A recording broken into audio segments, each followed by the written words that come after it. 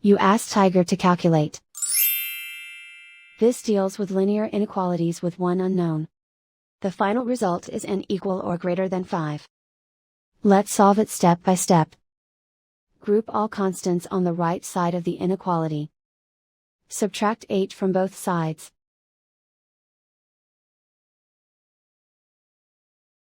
Simplify the arithmetic.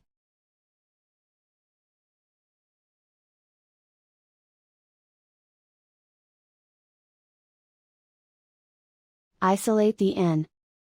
Divide both sides by 3.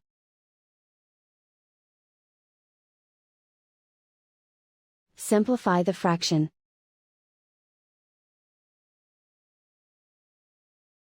Find the greatest common factor of the numerator and denominator.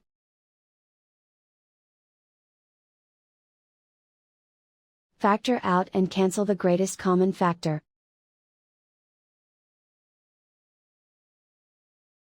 Plot the solution on a coordinate grid. And so the final result is n equal or greater than 5.